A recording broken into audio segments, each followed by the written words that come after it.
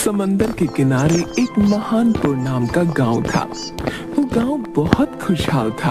उस गांव में बिलुआ और कलुआ नाम के दो पड़ोसी थे। दोनों एक दिन सरपंच के यहाँ होते हैं। सरपंच जी, हम एकदम सच बोल रहे हैं। हमने कलुआ की बकरी को कुछ नहीं खिलाया। हमको राजू ने बताया, उसने अपनी आंखों से देखा था बिलुआ हमारी बकरी को घास खिला रहा था। इसके बाद से ही हमारी बकरी को दस्त लग गए हैं। वो दूध भी नहीं दे रही। नहीं सरपंच साहब। चुप हो जाओ तुम दोनों। किसकी बकरी को किसने घास खिलाया, मुझे कुछ नहीं समझ आ रहा। चलो जाओ तुम दोनों यहाँ से, और मेरा समय बर्बाद करने के लिए तुम दोनों की सजा है कि मेरे लिए 2 किलो काजू और बादाम लेकर आओ। जाओ यहाँ से। कितना मूर्ख सरपंच है हमारा।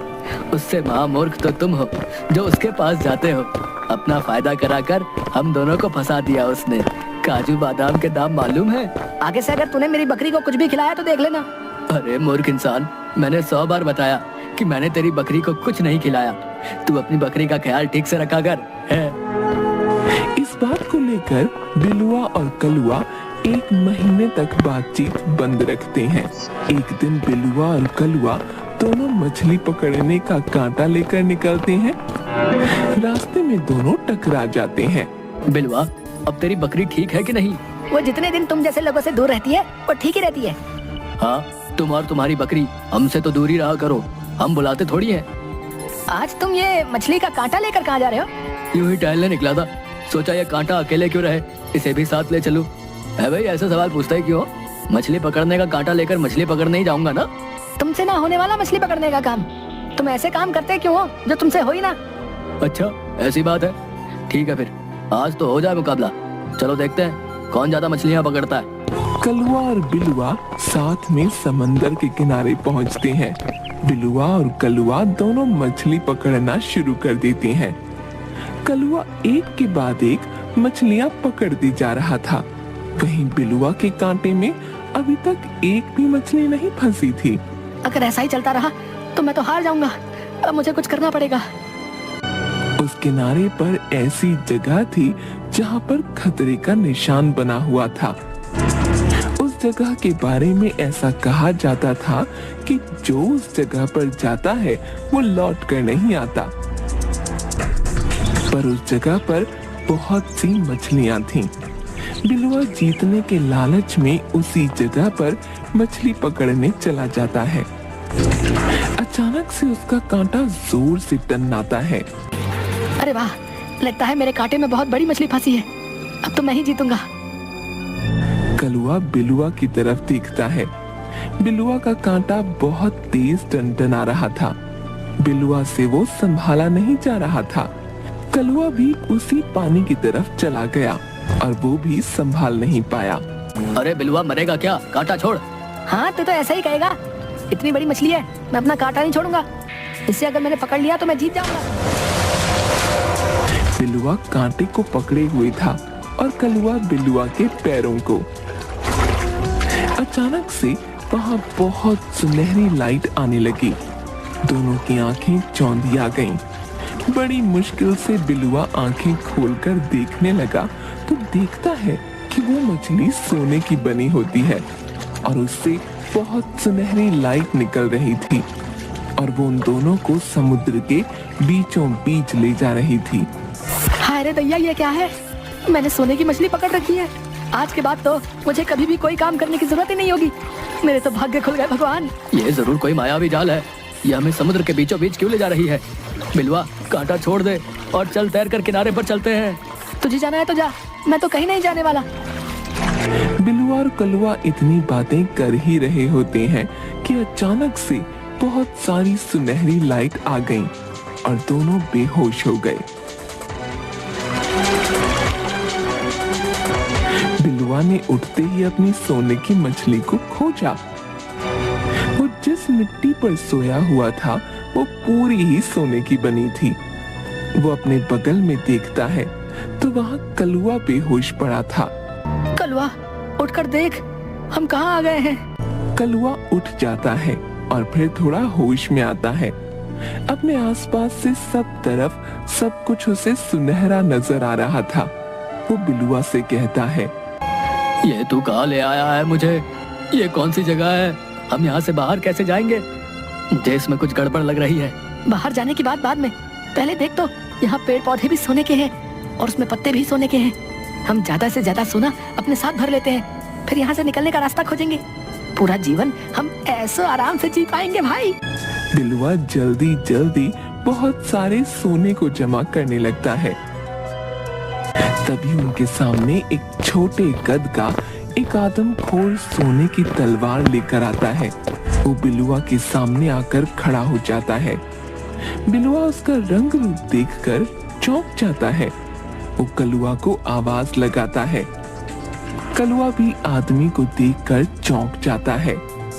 वो आदमी एक उंगली कलुआ की ओर करता है और दूसरी उंगली बिलुआ की ओर, और फिर अपने पीछे आने का इशारा करता है। जब वो देखता है कि दोनों पीछे नहीं आ रहे, तो अपनी तलवार पटकता है और फिर से इशारा करता है। बिलुआ और कलुआ उसका पीछा करते हैं। वो आदमी उन दोनों को एक गेट के सामने ले जाकर खड़ा कर देता है। बिलुआ जल्दी से गेट खोलने लगा। तभी उस गेट से एक मछली नुमा राक्षस बाहर आ गया। सुनहरे टापू में आपका स्वागत है। अब होगा आपके साथ खेल। आपको यहाँ 2 दरवाजे दिखाए गए हैं, एक है सोने का और एक लकड़ी का।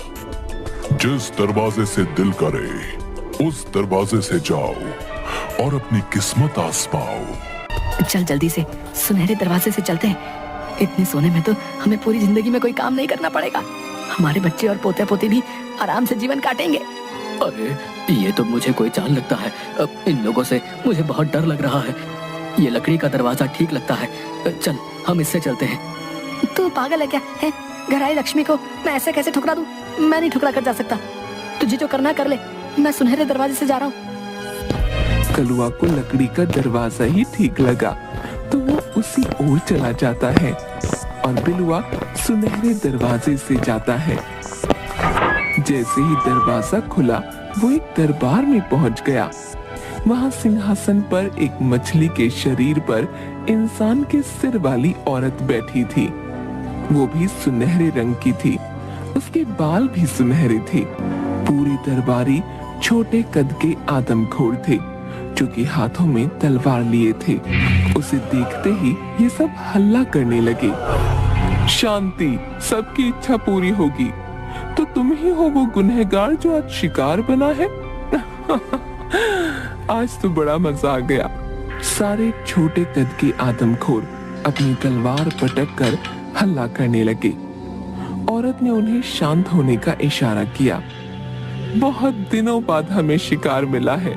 हमला! बिलुआ को कुछ समझ नहीं आया। अचानक से सारे आदमखोर उसकी ओर दौड़ने लगे। बिलुआ दौड़कर उस औरत नुमा मछली के सिंहासन के नीचे उसकी पूंछ पकड़ लेता है। मुझे जाने दीजिए, मुझसे गलती हो गई। मेरे मन में लालच आ गया, जाने दीजिए। यहाँ आने का रास्ता तो बहुत सुनहरा है, पर यहाँ से जाने का कोई रास्ता नहीं। तुम अगर लकड़ी के दरवाजे से जाते तो सीधा किनारे पर पहुंच जाते, पर तुम्हारे मन में तो सोने का ही लालच है। इतना कहकर वो अपनी पूंछ से एक बार जोर से बिलुआ को मारती है और बिलुआ लुढ़कता हुआ सीढ़ियों के नीचे गिर जाता है। सारे आदमखोर धीरे धीरे उसकी ओर बढ़ने लगे। वो बचाओ बचाओ चिल्लाने लगा। इधर कलुआ किनारे पर पहुंच गया था। उसे बिलुआ की आवाज सुनाई दी। अरे ये तो बिलुआ की आवाज है। मेरा शक सही था, वो जरूर मुश्किल में है। अब मैं क्या करूं? कलुआ बहुत घबरा जाता है और उसे समझ नहीं आया कि वो क्या करे। तभी वो जोर जोर से चिल्लाने लगा। मुझे मदद चाहिए, मेरा दोस्त मुसीबत में है, मुझे मदद चाहिए। तभी वो देखता है कि समुद्र के दूसरे किनारे से एक बड़ा सा पक्षी उड़कर आ रहा था। वो पक्षी कलुआ के सामने आकर रुका। सच्चे दिल से जिसने मदद की गुहार लगाई, पक्षीराज उसे बचाने आए हैं। कलुआ ने पक्षी राज को सारी बातें बताईं।